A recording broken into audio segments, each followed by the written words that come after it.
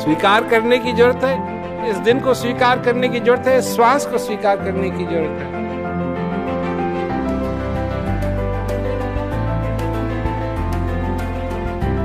इस जीवन को स्वीकार करने की जरूरत है।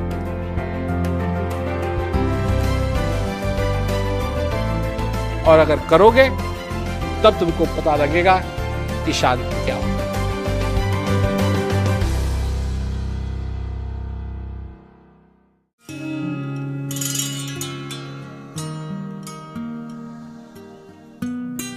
यहाँ बहुत पहले से मैं आ रहा हूँ। मेरे पिताजी ने भी यहाँ बहुत मेहनत की, यहाँ आए लोगों तक। यही उनकी आशा था कि उनका संदेश पहुँचे। यहाँ काफ़ी लोग हैं जो बहुत सालों से सुनते आए हैं और उनको अच्छा लगता है। तो लखनऊ एक ऐसी जगह है जो सेंट्रल है उन लोगों के लिए जो सुनना चाहते हैं, जिनको मौका मिलता है। सलाम आदाब, आप सभी का इस्तकबाल करते हैं हम नज़ाकत और तहजीब के शहर लखनऊ में।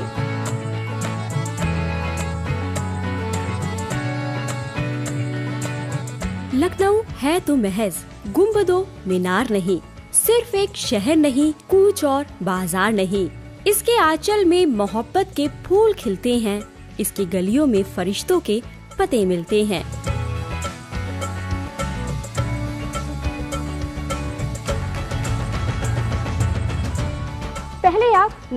पहले आप भाई लखनऊ में एक अलग ही भाषा शैली समाई हुई है।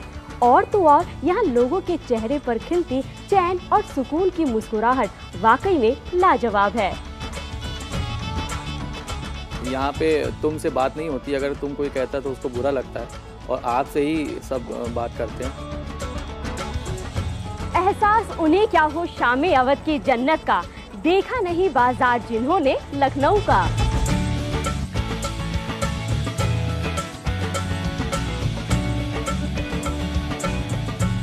लखनऊ एक बहुत खूबसूरत शहर है, गंगा जमनी तहजीब का शहर है, नवाबों का शहर है। जो तहजीब है वो पूरे वर्ल्ड में फेमस है। इसको जो है शहर तहजीब के नाम से पुकारती है। लखनवी चिकन पूरे हिंदुस्तान में क्या पूरे वर्ल्ड में फेमस है। यहाँ की मीठी जुबान जो आपको जल्दी कहीं नहीं मिलेगी। लैंग्वेज, पॉलिटिक्स, टुंडे कबाब, जो हिंदुस्तान आए उसको टुंडे कबाब जरूर चाहिए। मोहब्बत है जो कि लखनऊ में बहुत ज़्यादा पाई जाती है। और हम यहाँ आए हैं 50 सालों के जश्न के लिए, नवाबों के शहर लखनऊ में। तो ये है रमाबाई अंबेडकर मैदान, जहां कल होगा शांति का संदेश प्रेम रावत जी के साथ। जी हाँ, ये वही जगह है जहां 8 नवंबर 2015 को प्रेम रावत जी ने यहां के लोगों को अपना लाइव इवेंट दिया था। स्वीकार करो उस उपहार को, इस श्वास रूपी उपहार को समझो, जानो, इसकी कीमत जानो। फिलहाल मैं पहुंच गई हूं उस मैदान में जहां कल होगा शांति के संदेश का जश्न आगाज। जी हां, 50 सालों के शांति के संदेश का सफर पूरा कर चुके हैं प्रेम रावत जी।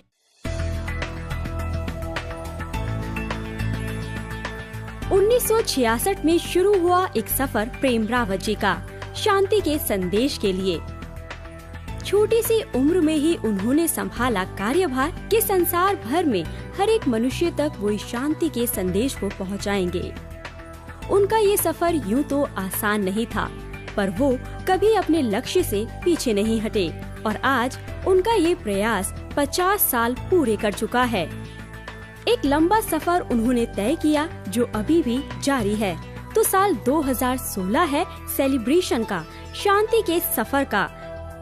भारतवर्ष में जुलाई माह में प्रेम रावत जी ने बहुत से कार्यक्रम किए और अब एक बार फिर नवंबर में शुरू हो चुका है जश्न आगाज बेमिसाल 50 सालों का।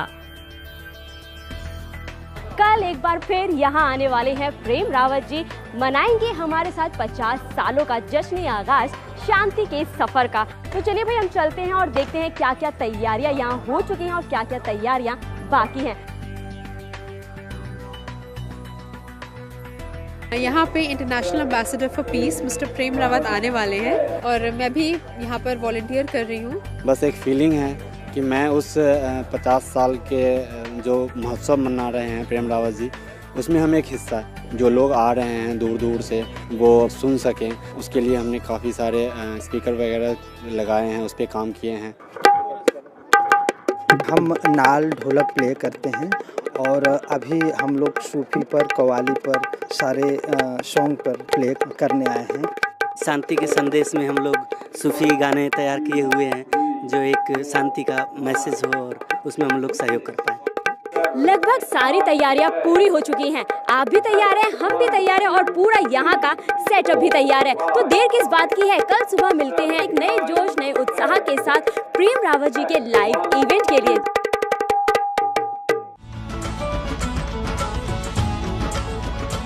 50 सालों का सेलिब्रेशन है आज लखनऊ में और लोगों ने आना यहाँ शुरू कर दिया है और कुछ लोग यहाँ पहुँच भी गए हैं, अपनी जगह उन्होंने ले ली है। तो चलिए हम भी चलते हैं, लोगों से जानते हैं कि कैसा वो महसूस कर रहे हैं। प्रेम रावत जी का प्रोग्राम है तो कहीं भी होता है तो दिल करता है चले जाए। प्रेम रावत जी को शांति का संदेश फैलाते हुए 50 वर्ष पूरे हो गए और हम सेलिब्रेट कर रहे हैं। मुझे बहुत खुशी हो रही है, मैं उनका लाइव इवेंट देखने के लिए आया हूँ। बहुत अच्छा फील हो रहा है मुझे, प्रेम रावत जी का सत्संग सुनने को मिल रहा है। उनको सुनते ही ना इतनी अंदर से इतनी खुशी महसूस होती है ना कि बस सुनते रहो सुनते रहो। I am really lucky to be a part of it and I am so thankful to him. First time ये लखनऊ आया हूँ और मुझे प्रेम रावत जी का ये फर्स्ट टाइम है कि मैं लाइव इवेंट अटेंड करने जा रहा हूँ। कुछ ही पल में ये खूबसूरत सा कार्यक्रम स्टार्ट होने वाला है। बहुत तैयारी के साथ हम मंच पे उतरने वाले हैं।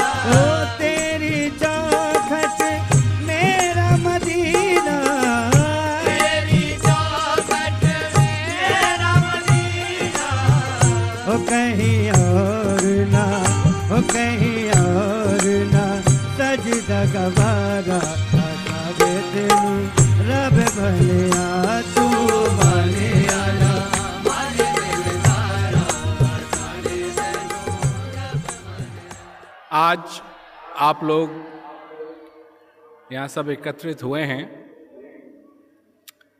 अपने व्यस्त कामों से थोड़ी देर के लिए छुट्टी लेने से कोई हर्जा नहीं है, अच्छी बात है। और इस जिंदगी के अंदर कुछ समय उन चीज़ों पे लगाया जाए, उन बातों पे लगाया जाए जिससे कि इस जीवन के अंदर सुकून आए, शांति आए और इस जीवन का आनंद मनुष्य ले सके। इसी वजह से मैं यहाँ आया हूँ।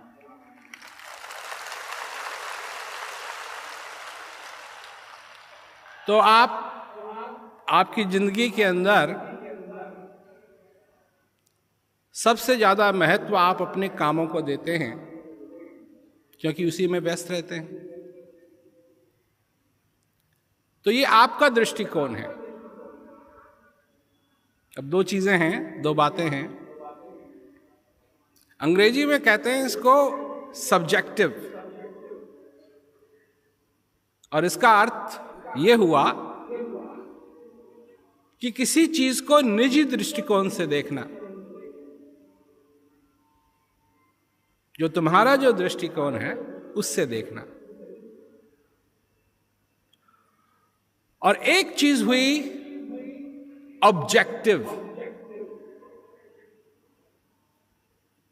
और ऑब्जेक्टिव क्या है, इसका ट्रांसलेशन क्या है कि जो चीज है उसको असलियत में देखना। तो एक चीज तो हुई तुम्हारा दृष्टिकोण और एक चीज हुई असलियत। अब यहां लोग बैठे हैं इतने चुप होकर के बैठे हैं, तो इसका मतलब वो सुनना चाहते हैं असलियत और मेरा दृष्टिकोण, इसमें क्या अंतर है। तो अंतर ये है कि जब अर्जुन ने कहा भगवान कृष्ण से कि चलाओ मेरा रथ, ले जाओ, बीच में ले जाओ, मैं देखना चाहता हूं कि आज किससे मेरे को लड़ाई करनी है, तो जब अर्जुन ने देखा तो क्या कहा, मैं नहीं लड़ता। क्यों नहीं लड़ता? अब ये उसका दृष्टिकोण है। ये तो मेरे पूर्वज हैं, ये मेरे भाई हैं, मेरे गुरु हैं यहां, मैं इनसे कैसे लड़ूंगा? एक भाई दूसरे भाई को कैसे मारेगा? ये हुआ अर्जुन का दृष्टिकोण, सब्जेक्टिव। और अब भगवान कृष्ण उसको समझाते हैं कि जो तू देख रहा है ना अर्जुन, वो वैसा नहीं है, एक असलियत है। एक असलियत क्या है?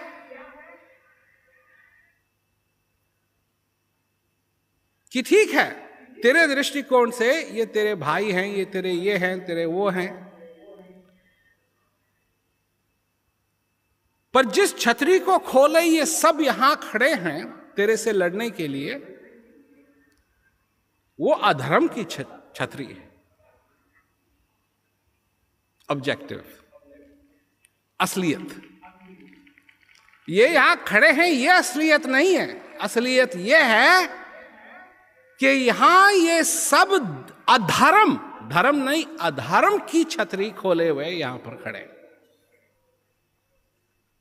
और क्योंकि ये अधर्म की छतरी को खोले हुए खड़े हैं, इनको मारना न मारना बराबर है। ये सब पहले से ही मरे हुए हैं।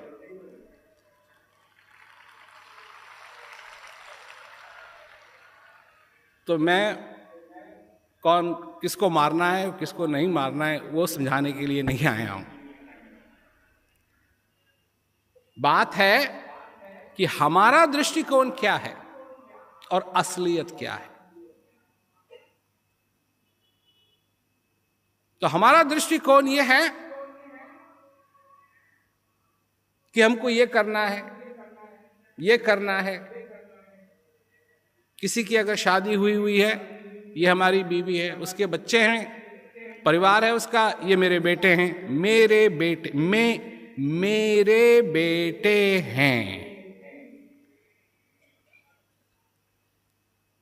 कन्या बाप अपनी बेटी का शादी पे कन्या दान करता है। रिवाज है,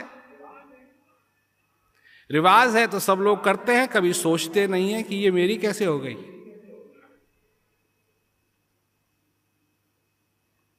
ये मेरी कैसे हो गई। जब किसी का कोई बच्चा मरता है, दुख होता है कि नहीं? माँ बाप को दुख होगा कि नहीं? तो मर कैसे गई?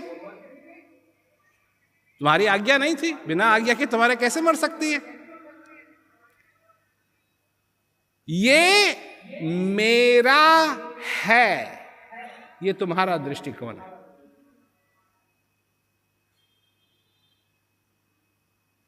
ये मेरी जिम्मेवारी है, ये तुम्हारा दृष्टिकोण है। असलियत क्या है?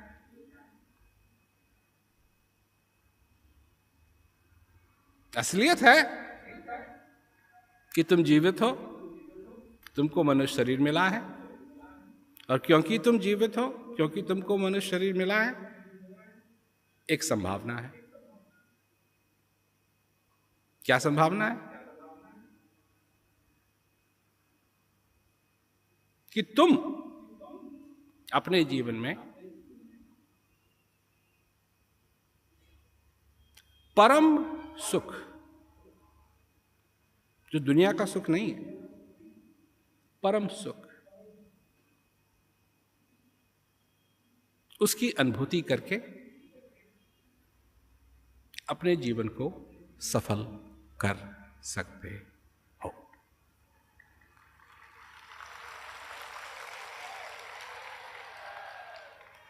परंतु क्योंकि सिर्फ तुम अपने दृष्टिकोण से सारी दुनिया को देखते हो, तो जब मैं कहता हूं कि तुम अपने जीवन में परम सुख की अनुभूति करके अपने जीवन को सफल कर सकते हो, ये तुम्हारे दृष्टिकोण में है ही नहीं।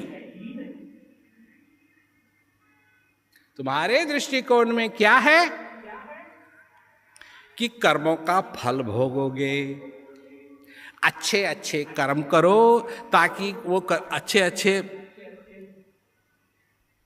कामों को करके और तुमको अच्छा अच्छा भोग मिले। तो तुमने क्या किया? क्योंकि वही किया होगा जो अब कर रहे हो। फिर आओगे, फिर आओगे, फिर आओगे। पर इस बार क्या ऐसा करोगे जो तुमने पहले ही नहीं किया? क्या तुम अपने जीवन में ऐसा क्या कर सकते हो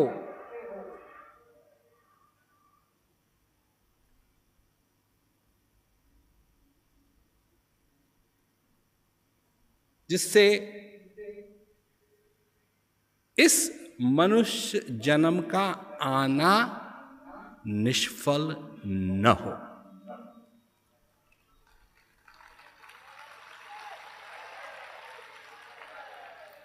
क्योंकि हम किसी धर्म के पीछे नहीं हैं।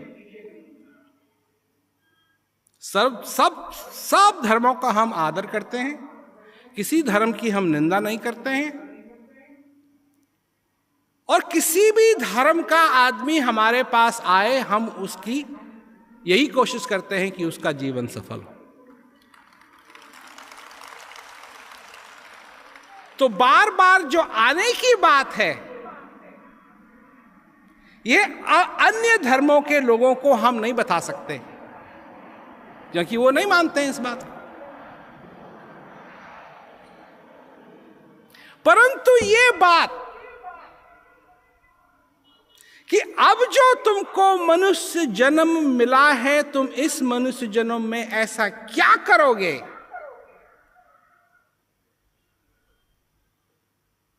जो विभिन्न हो, अलग से हो।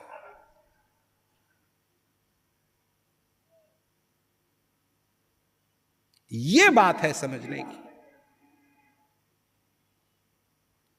और वो बात याद रखना, सब्जेक्टिव और ऑब्जेक्टिव। सब्जेक्टिव जो निजी दृष्टिकोण है, क्योंकि तुम उसी तरीके से चलते हो इस जीवन के अंदर जो तुम्हारा निजी दृष्टिकोण है।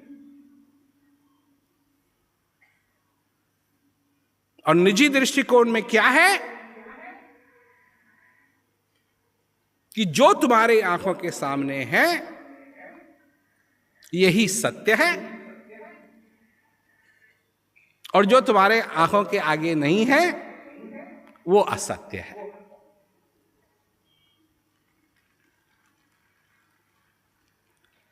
पर ये तुम्हारा दृष्टिकोण है, असलियत नहीं। असलियत कोई चीज और है। असलियत यह है कि एक समय ये पृथ्वी नहीं थी,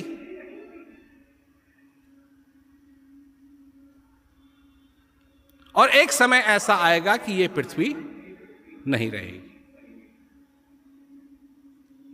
ये मैं नहीं कह रहा हूं,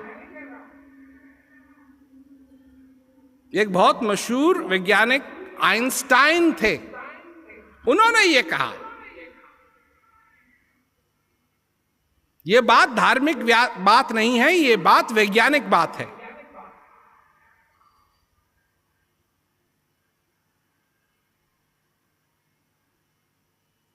कि एक दिन चंद्रमा भी नहीं रहेगा, सूरज भी नहीं रहेगा, समुद्र भी नहीं रहेगा, पृथ्वी भी नहीं रहेगी, सृष्टि भी नहीं रहेगी।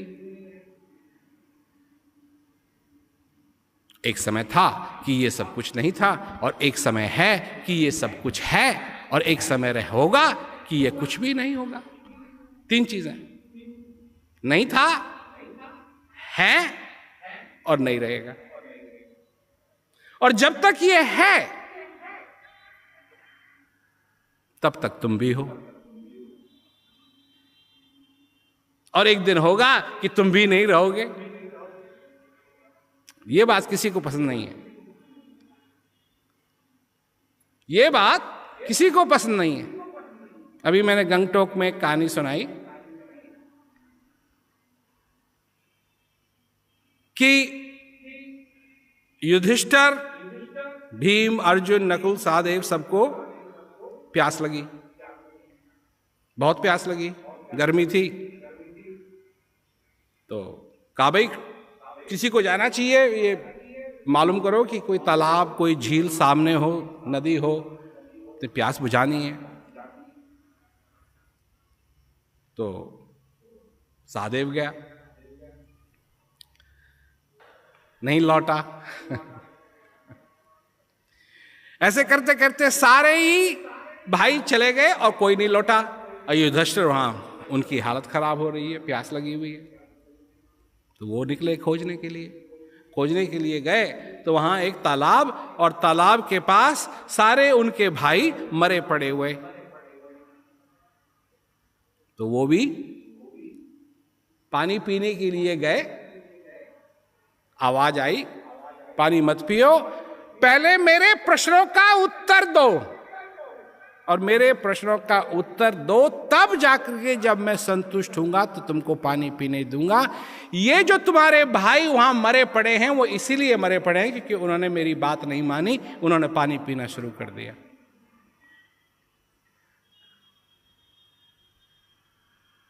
युधिष्ठिर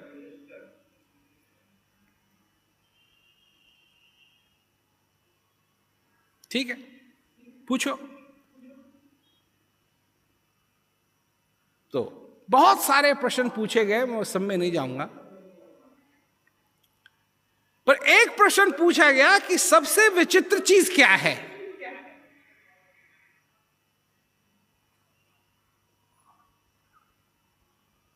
तो उसका उत्तर युधिष्ठिर ने दिया, क्या? मनुष्य सबसे विचित्र है। क्यों?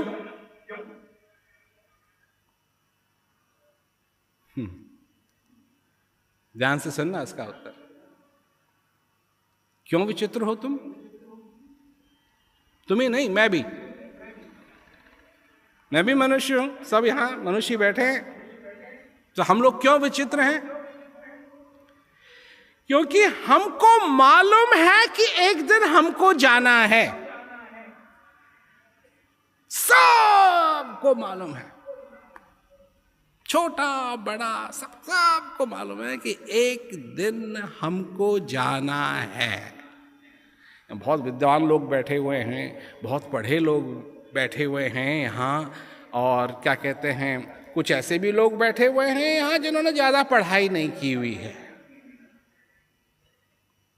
अपने आप को ज्यादा विद्वान भी नहीं मानते होंगे, पर वो विद्वान को छोड़ो, पढ़ाई लिखाई को छोड़ो। यहाँ तो बात हो रही है कि मनुष्य विचित्र क्यों है, और इसलिए है कि सबको ये मालूम है, चाहे पढ़ा लिखा हो, चाहे वो अनपढ़ हो, चाहे वो महलों में रहने वाला हो, चाहे वो झोपड़ी में रहने वाला हो, या उसके पास घर भी ना हो, उसको भी ये मालूम है कि एक दिन जाना है। और विचित्र इसलिए है कि ये जानते हुए कि एक दिन उसको जाना है, वो जीता ऐसे है कि वो अमर है।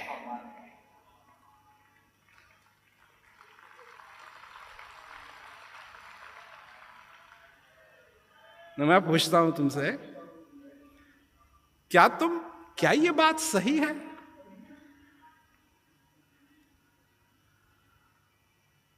नहीं, 2 ही 3 आवाज सुनाई दी मेरे को, सही है। अच्छा, जो इस बात को सही समझता है कि सबको मालूम है, ये सबको मालूम है कि एक दिन जाना है, परंतु तुम जीते ऐसे हो कि तुम अमर हो, जरा हाथ ऊपर करना।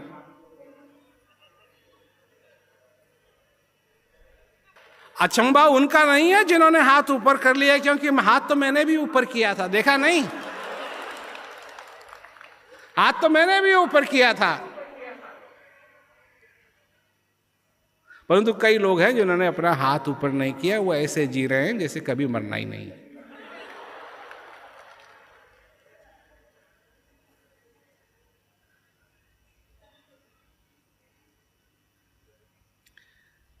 मैंने बात समझाई ना सुबह जब मैंने चालू किया बोलना, सब्जेक्टिव ऑब्जेक्टिव, निजी दृष्टिकोण और असलियत। आपका निजी दृष्टिकोण जो है वो ये कहता है कि आप कभी नहीं मरेंगे, क्योंकि आपको मौत नहीं दिखाई दे रही है अपनी। परंतु असलियत क्या है? असलियत यह है कि आपका नंबर लिखा हुआ है, वो पहले से ही लिखा हुआ है। जिस दिन आपने पहली श्वास ली उस दिन आपका नंबर लिख दिया गया। अब चाहे कितनी भी कोशिश कर लो, जितनी भी कोशिश कर लो, वहां लोग हैं जो जो जो अपना क्या कहते हैं क्रायोजेनिक्स में विश्वास करते हैं। क्रायोजेनिक्स ऐसी चीज है कि इतना चीज को ठंडा कर दिया जाए कि वो एकदम, जैसे अचार डालते हैं उसमें जल्दी खराब नहीं होता है ना आम, उसी तरीके से उसको इतना जमा देते हैं, इतना जमा देते हैं कि फिर वो आदमी वैसे का वैसा ही रहेगा।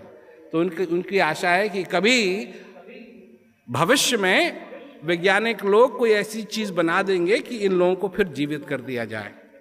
उनके गर्दन पड़ी हुई है, उनके सिर पड़े हुए हैं, बस।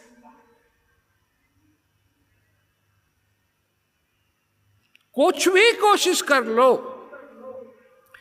जब सृष्टि ने नहीं रहना है तो यूपी में हैं हम।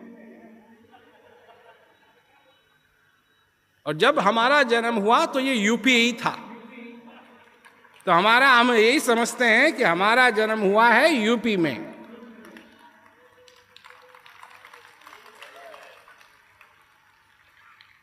तो यूपी में एक कहावत है क्या, कि जब सृष्टि नहीं रहेगी तो तुम किस खेत की मूली हो।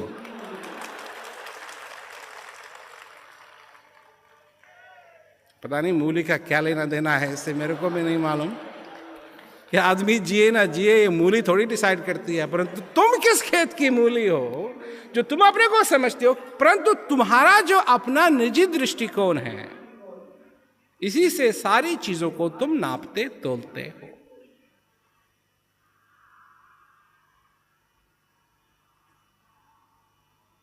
भगवान क्या है?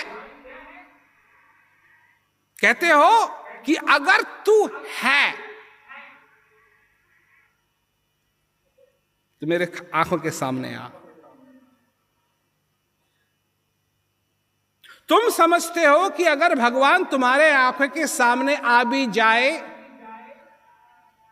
तो तुम्हारी जिंदगी बदल जाएगी।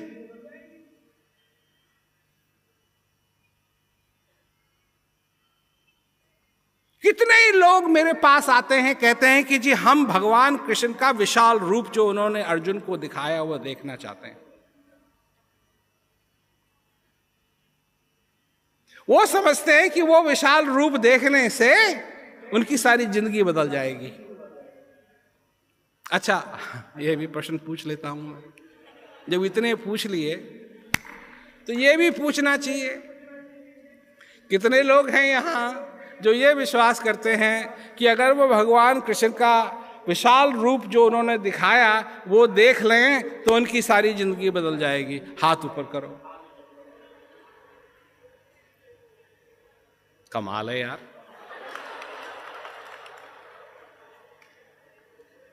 क्या धारणा है तुम्हारी?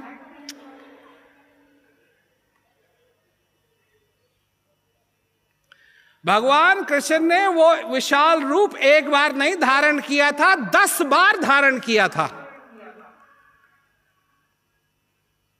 और जब सारी लड़ाई खत्म हो गई, अर्जुन अपने महल में रहने लगा। तो एक दिन भगवान कृष्ण अर्जुन से महल में मिलने के लिए गए। पूछा, अर्जुन क्या हाल चाल है भाई? कहा, महाराज मौज है।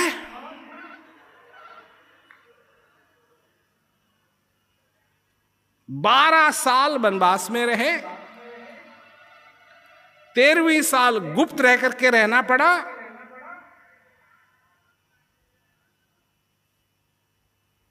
अब तो महल हो गए, पता नहीं कहाँ सोए, जंगल में, इधर सो रहे हैं, उधर सो रहे हैं, ये हो रहा है, वो हो रहा है, कोई चींटी काट रही है, कुछ हो, महल हो गया, उससे ठाठ हो गए, आनंद में हो। अच्छी बात है। अर्जुन कहता है, महाराज एक बात मैं आपसे पूछना चाहता था।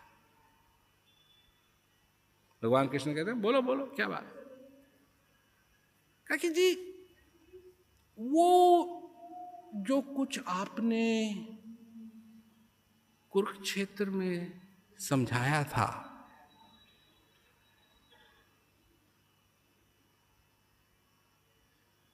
वो मैं भूल गया।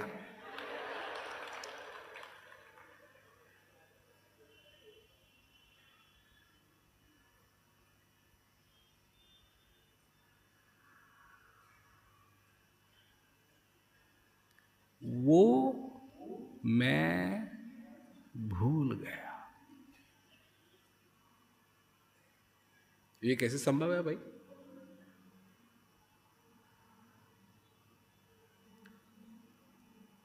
ये कैसे संभव है? क्योंकि जब उसने वो विराट रूप को देखा तो अर्जुन भी कहता है कि अच्छा बस बंद करो महाराज, ये तो बहुत हो गया। तो वो भूल गया। कहा जी वो लड़ाई वड़ाई हो रही थी, उसके बाद फिर लड़ना पड़ा, ये करना पड़ा, वो करना पड़ा, और मैं भूल गया, और आपसे प्रार्थना है कि आप दोबारा समझा दो। भगवान कहते हैं, मेरे को याद नहीं है मैंने क्या कहा था, मैं क्या समझाऊंगा तेरे को। वो तो वो समय था, वो मैंने सुना दिया तेरे को जो सुनाना था। फिर बाद में जो समझाया उसको अनुगीता कहते हैं। तो समझने की बात है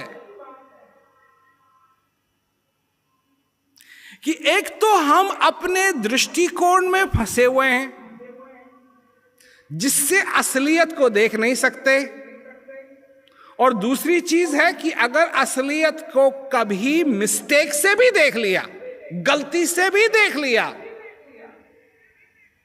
तो पीछे क्या लगा हुआ है? भूलने की आदत। उसको भी भूल जाएंगे।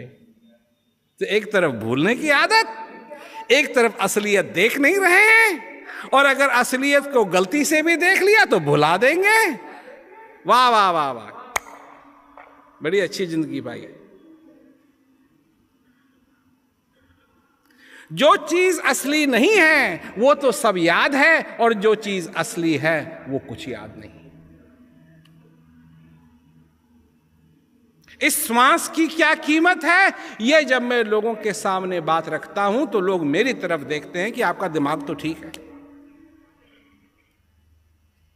अरे और ऐसी ऐसी कहानियां सुनाओ, भगवान कृष्ण की बात सुनाओ, ईसा मसीह की बात सुनाओ, बुद्ध भगवान की बात सुनाओ। ये श्वास की बात क्या सुना रहे हो? श्वास के बारे में क्या चर्चा कर रहे हैं? क्योंकि नहीं मालूम ना श्वास क्या होता है। और जिस दिन ये श्वास निकल जाएगा तो तुम्हारी क्या कदर रह जाएगी? क्या कदर रह जाएगी? नाक में तुम्हारे रुई ठोकी जाएगी। जानते हो क्यों? क्योंकि तो तुम्हारे दिमाग में से, जो ब्रेन में से जो लिक्विड्स हैं वो नीचे निकलने लगेंगे, और कोई संकोच नहीं करेगा तुमको आग लगाने में। और जब आग लगेगी तो तुम आउच आउच आउच नहीं करोगे, डॉक्टर के पास नहीं भागोगे, अभी तो थोड़ी सी होती है, बर्नॉल लगाते हो ना, रसोई में बर्नॉल रखा है, कहीं जल गए तो बर्नॉल लगा दिया, जल गए तो फूक मार, पता नहीं क्यों मारते हैं लोग फूक मारने से कुछ नहीं होता है, फूक मारते हैं। और उस दिन आग लगेगी, फूक भी नहीं मारोगे, और फूक मारने लगे तो लोग वही का वहीं ऐसे मारेंगे। एक आदमी था तो वो मरा नहीं था, तो उसके शरीर को ले गए, चर्च में ले गए, वहां उसका शरीर रखा हुआ था, और सब लोग वहां, उसके मित्र, उसके पड़ोसी सब एकत्रित हुए थे, और वो थोड़ी देर के बाद उठ गया और बैठ गया। और जो लोगों ने देखा कि वो उठ गया तो उनको इतना बुरा लगा कि भूत आ गया है, उसको पत्थर से वहीं मार दिया। उसके बाद फिर वो नहीं उठा। तो ये बताओ कि तुम्हारे जीवन के अंदर सुबह से लेके शाम तक इस श्वास का क्या मूल्य है? क्योंकि तुम अगर अपने श्वास के मूल्य को नहीं जानते हो तो अपने जीवन के मूल्य को क्या जानोगे?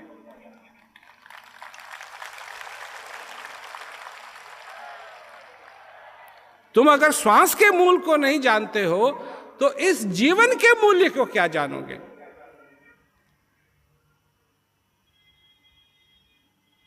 जब कोई तुमको कहता है कि तुम इस माया मोह के जाल में फंसे हुए हो, तो तुमको तो नहीं लगता है कि तुम किसी माया मोह के जाल में फंसे हुए हो, क्योंकि ये तुम्हारा दृष्टिकोण है, और सत्य यह है कि तुम फंसे हुए हो। तुमको तो प्यार भी नहीं करना आता है, मोहब्बत जिसे कहते हैं वो तुमको नहीं आती, क्योंकि जब तुम किसी से मोहब्बत करने के लिए आगे चलते हो तो उससे मोहब्बत नहीं करते हो। मोहब्बत किससे करते हो? जो वो कहता है, जो वो करता है, उससे तुम मोहब्बत करते हो, उससे नहीं जिससे मोहब्बत करनी चाहिए।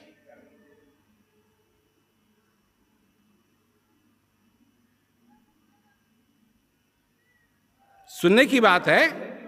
तुम किसी से मोहब्बत करते हो? मैं पहले पूछ लूं, कहीं मोहब्बत के रोड पे ज्यादा जाकर के फिर पता लगे यहां कोई करता ही नहीं है मोहब्बत। किसी से मोहब्बत करते हो? हैं? हाथ ऊपर करो ना, दिखाई तो दे। किसी से मोहब्बत करते हो? कुछ है जो नहीं करते हैं, किसी से भी मोहब्बत नहीं करते। अच्छा, अरे अगर किसी से नहीं करते हो तो अपने आप से तो करते होगे। तो कितने हैं जो मोहब्बत करते हैं? किसी और से नहीं तो कम से कम अपने आप से तो करते ही हैं। अच्छा छोड़ो, तुम नहीं करते हो किसी से मोहब्बत, और अपने आप से भी नहीं करते हो, भगवान से करते हो, तो किसी न किसी से तो मोहब्बत करते हो, किसी न किसी से तो प्यार करते हो।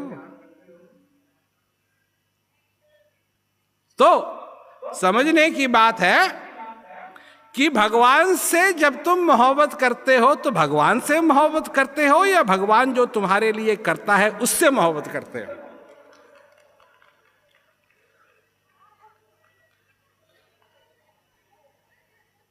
सुनाना हमारा काम है, समझाना हमारा काम है, समझना तुम्हारा काम है। हमने ऐसा प्रश्न पूछ दिया है कि हो सकता है कि पहले किसी ने तुमसे नहीं पूछा होगा।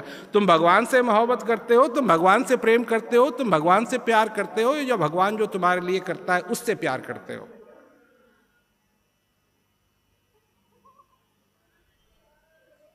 हाँ, इन्होंने ठीक कहा।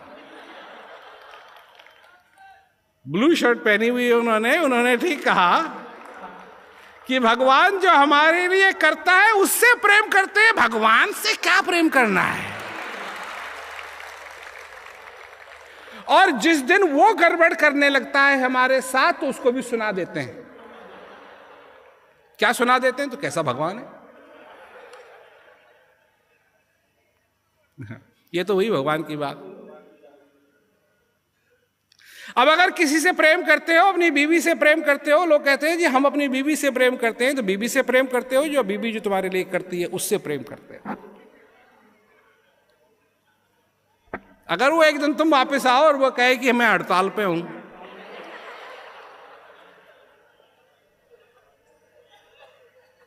मैं हड़ताल पे हूं, खाना नहीं दूंगी, घर भी तुम्हारा साफ नहीं करूंगी, खाना भी नहीं बनाऊंगी, घर भी साफ नहीं करूंगी, पानी का एक गिलास नहीं दूंगी, और उल्टा सीधा तुमको कहूंगी कि तुम कितने गधे आदमी हो, कितने मनहूस आदमी हो, कितने बेकार आदमी हो, कितने निकम्मे आदमी हो।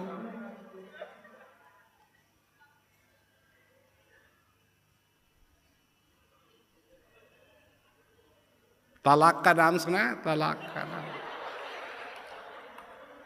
ये इसीलिए होते हैं क्योंकि प्रेम किससे किया? प्रेम किया उससे नहीं जिससे प्रेम करना है, वो क्या करता है उससे प्रेम है तुमको। और यही बात है, दोस्त से दोस्ती नहीं है, दोस्त तुम्हारे लिए क्या करता है उससे तुम्हारी दोस्ती है, क्योंकि जिस दिन वो करना बंद कर देगा तुम्हारी दोस्ती गई।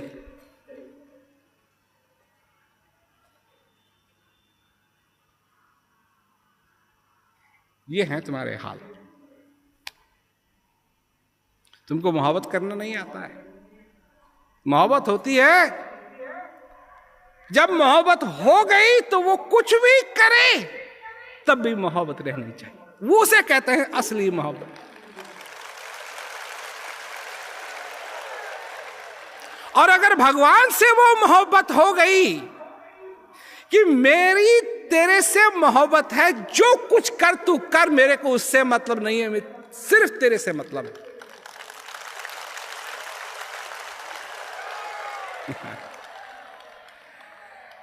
तुम जानते हो कि अगर ऐसा हो गया तो होगा क्या? तुम्हारी तो बंसी बजी जाएगी आराम से, क्योंकि फिर प्रेम हो गया है, असली प्रेम हो गया है। अब एक बात ये सुन लो कि भगवान को तुमसे प्रेम है या जो तुम करते हो उससे प्रेम है? नहीं, तुमको तो भगवान जो करते हैं उससे प्रेम है। सही बात है कि नहीं? वो कहीं गड़बड़, जैसे तुम्हारी शादी हुई, दूसरे दिन तुम्हारी बीवी गायब, तीसरे दिन तुम्हारा घर गायब,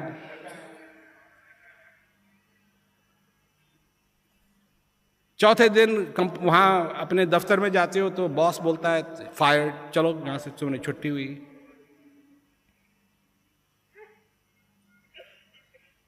तुम्हारे साथ वही हाल होने लगे अगर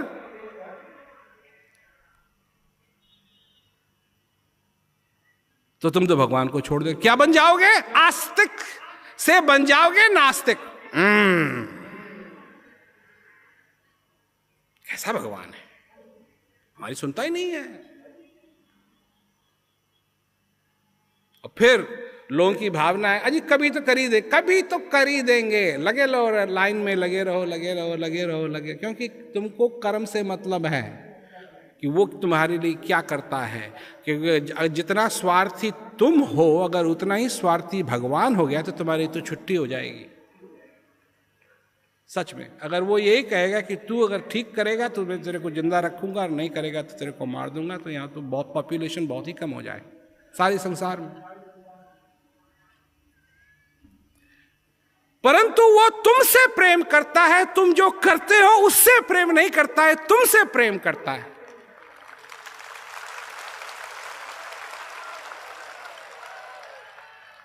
और ऐसे प्रेमी के लिए ऐसा ही प्रेम होना चाहिए जो सच्चा प्रेम हो। सच्चा प्रेम इसी को कहते हैं कि उससे प्रेम करे जिससे प्रेम करना है, उससे नहीं जो वो करता है। तुम्हारा जीवन धन्य हो जाए, क्योंकि ये है असलियत। तुम्हारा दृष्टिकोण क्या है?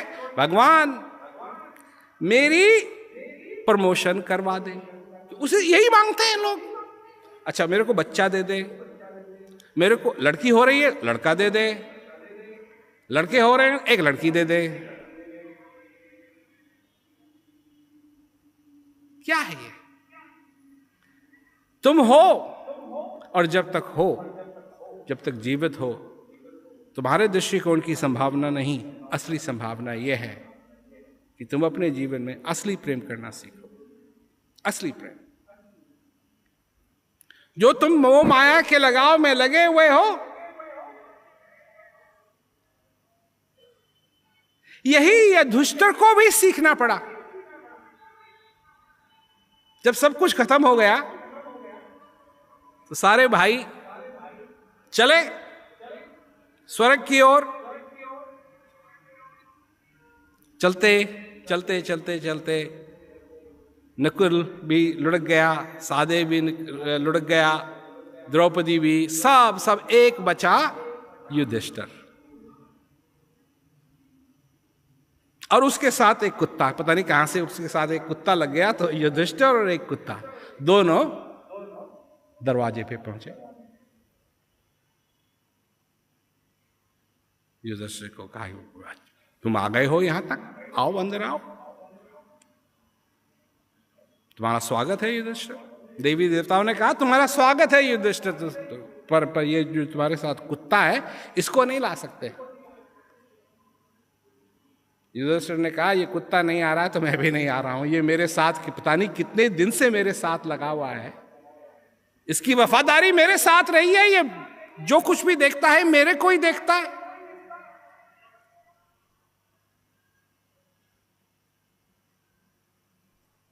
मेरे को ही देखता है, अगर ये नहीं आ सकता तो मैं भी नहीं आ रहा। क्या देख लो भाई, तुम यहां तक आए हो और यहां से वापस जाना पड़ेगा तुमको।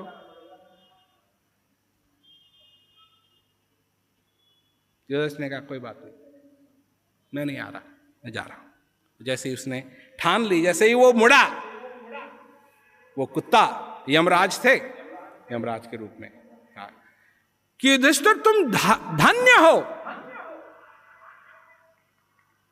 इस शरीर को लेकर के स्वर्ग तक पहुंचना आसान नहीं है, तुमने इसको कायम कर लिया, तुम धन्य हो, आओ। अंदर ले गए। जब अंदर ले गए तो युधिष्ठिर देखता है, अभी कहानी खत्म नहीं हुई है, तुम युधिष्ठिर के एक रिश्तेदार हो जो इतना ताली वाली बजा रहे हो कि वो वहां पहुंच गया, मतलब पता नहीं मेरे को। युधिष्ठिर से प्रेम नहीं है, युधिष्ठिर ने जो किया उससे प्रेम है इनको। तो युधिष्ठिर जब गया तो उसने देखा कि सारे के सारे कौरव वहां हैं,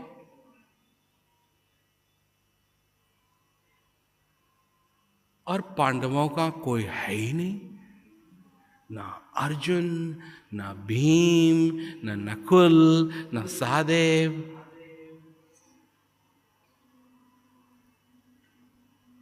युधिष्ठिर कहता है मेरे को विश्वास नहीं हो रहा है कि ये कौरव यहां बैठे हैं स्वर्ग में।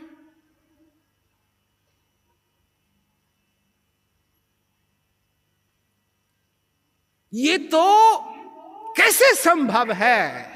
ऐसे अधर्मियों को स्वर्ग में जगह कैसे मिल सकती है?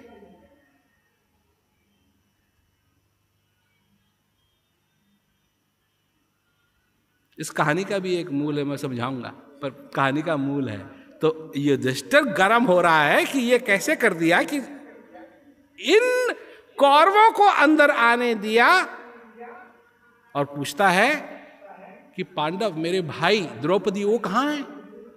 कहा वो नरक में।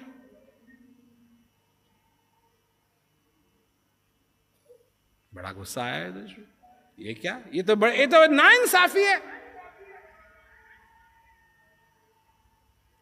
पांडव जो धर्म के लिए लड़े वो नरक में हैं, और ये कौरव जो अधर्मी हैं ये स्वर्ग में हैं, ये कैसा है? तब देवी देवताओं ने क्या कहा युधिष्ठिर के कि युधिष्ठिर अभी तक तेरा मोह गया नहीं है, अभी भी तू अटका हुआ है। तू इनका बुरा कर्म देखता है, अभी भी तूने छोड़ा नहीं, अभी भी तू उनका बुरा कर्म देख रहा है। अरे ये तो यहां तब तक, क्योंकि ये उस भूमि में मरे जिसमें वरदान था कि जो भी इस भूमि में मरेगा वो सीधा स्वर्ग जाएगा, इसलिए यहां बैठे हुए हैं। और जब इनका स्वर्ग का काम खत्म हो जाएगा, जो कुछ भी इन्होंने अच्छा किया थोड़ा बहुत अपनी जिंदगी में, फिर इनको नरक ही जाना है। परंतु तेरी ईर्ष्या अभी खत्म नहीं हुई, और तेरा मोह पांडवों के लिए, अरे वो तो थोड़े समय के लिए नरक में हैं।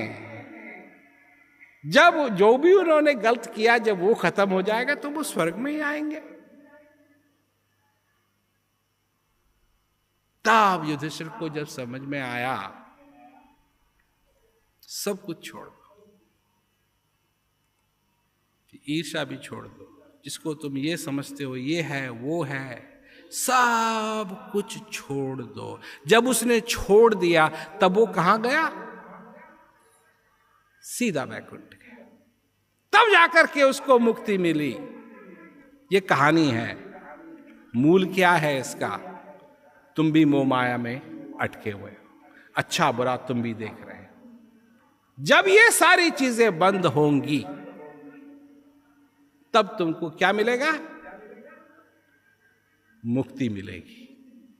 कब मिलेगी? जीते जी मिलेगी। और जिस दिन जीते जी मिलेगी, तुम्हारे अंदर का जो वैकुंठ है, तुम्हारे अंदर का जो वैकुंठ है, तुम उस वैकुंठ को समझ जाओगे और तुम्हारा जीवन सफल हो जाएगा।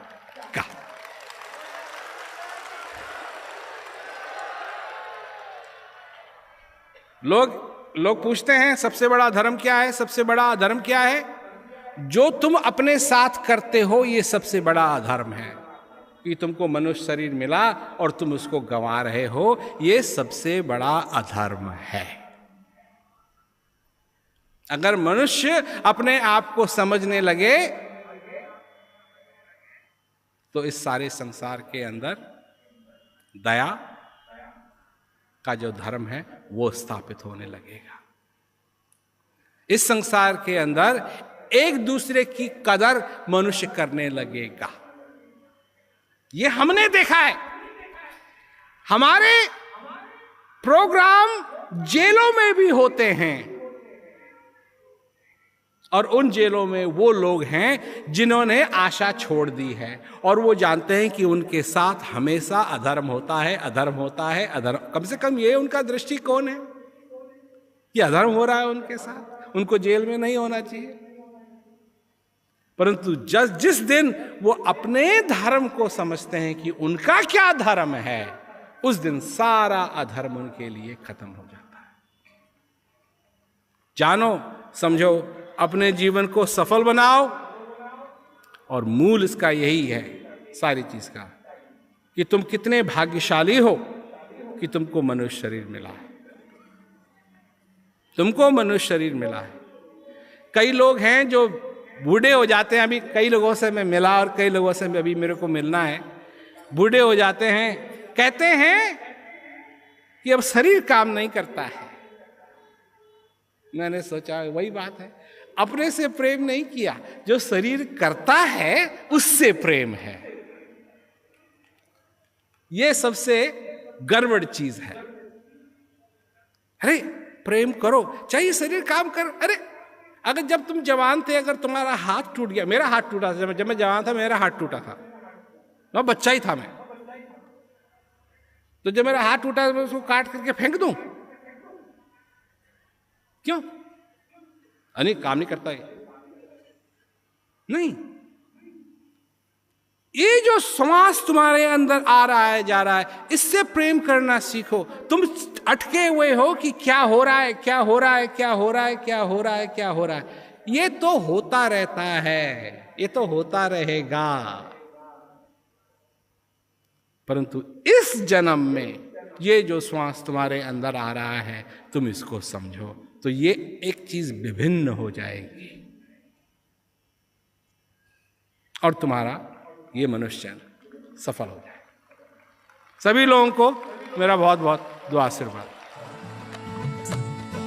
प्रेम रावत जी को मैंने फर्स्ट टाइम लाइव सुना और इतना अच्छा लगा, अमेजिंग प्रोग्राम, और बिल्कुल प्रैक्टिकली उन्होंने लाइफ को सिखाया कि कैसे जीना चाहिए। प्रेम रावत जी को बहुत बहुत धन्यवाद देते हैं कि 50 साल से वो ये काम कर रहे हैं, इसके लिए बहुत बहुत उनको बधाई। वो इतने लोगों के अंदर इतने बड़े बड़े चेंजेस ला रहे हैं और मेरी लाइफ के अंदर भी इतना चेंजेस आ रहे हैं इसको सुन के। वो जो कर रहे हैं वो शायद कोई नहीं कर रहा है इस दुनिया में। जो उन्होंने कहा वास्तव में वो जीवन में अपनाने की हम कोशिश करेंगे। बहुत कुछ सीखा उनसे, बहुत कुछ सुनाया उन्होंने, बहुत अच्छा लग रहा है। बड़ी ऑथेंटिक बात की, स्टूडेंट के लिए भी बात बड़ी अच्छी थी। लोगों ने बड़े प्रेम से सुना और मेरे को यही आशा है कि जो कुछ भी उन लोगों ने सुना, कुछ ऐसा सुना कि उनके जीवन में थोड़ा सा परिवर्तन आए, सुख आए। और जो मैंने बात आगे रखी वो यही थी कि एक तो सब्जेक्टिव होती है जो हमारा दृष्टिकोण है, और एक ऑब्जेक्टिव है जो रियलिटी है। तो मेरी समझ से तो कि अगर हम रियलिटी को नहीं समझें और इस सारी दुनिया को हम ऑब्जेक्टिवली नहीं देखें, तो सब्जेक्टिव ही देखते रहें, तो इसमें अच्छा बुरा सब ये सब कुछ लगा रहेगा हमेशा।